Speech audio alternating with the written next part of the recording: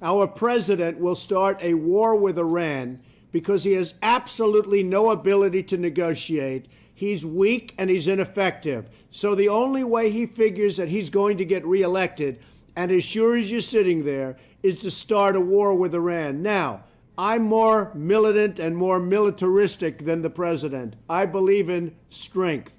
But to start a war in order to get elected, and I believe that's going to happen, would be an outrage. Iran can be taken down in many ways. Their population is in turmoil. They look at what's happening in Syria and other countries where it looked like it was an impossibility, and it looks like that one's going to collapse also. So Iran can be taken. I would never take the military card off the table. And it's possible that it'll have to be used because Iran cannot have nuclear weapons. But you've got to exhaust other possibilities. And we're in a great position to do it.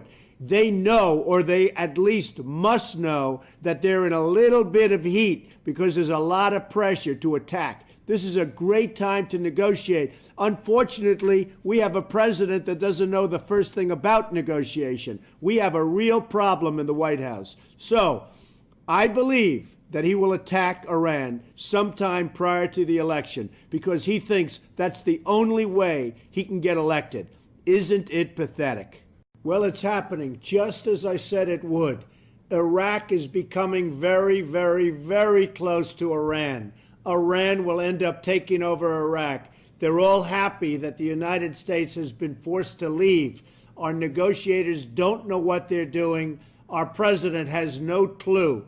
We're going to be leaving Iraq. We're going to be handing on a silver platter, the second largest oil reserves in the world to Iran. Now, I've been saying this for 2 years, 3 years. You go back and check. Nobody else has said it but Donald Trump. I turn out to be right.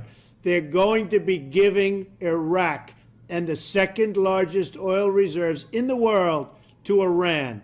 And man, we are really, really being led by stupid. So the reports are that we caught Gaddafi. Big deal. What do we get out of it? They have the oil. The rebels would have given us everything if we had some leader that knew how to negotiate.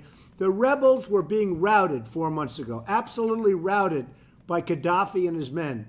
And you even see, even with all of our support and all of the support of NATO, which is essentially us, it was very hard to crack them. So here's what happens. We spend billions and billions and billions of dollars.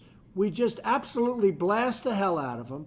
The rebels then go in, take over the place, and now if we ask for oil, they give us nothing. They'd say they're great rebels, they're great freedom fighters, we deserve nothing. If 4 months ago, when they were being routed and just beaten badly and ready to give up, if we would have said we want 50% of the oil, they would have said, absolutely, you have a deal, help us, please, you have a deal. What do we get? We get nothing. If Obama would have backed the people of Iran 2 years ago, when that country had a big, big problem and the protesters were really making headway, like he backs the protesters in the United States, as they call themselves, Occupy, we wouldn't have any problems right now in Iran. Believe me, that country would have been turned over so fast. Instead, he abandoned those people, and you know what the end result is, and Iran has only gotten stronger.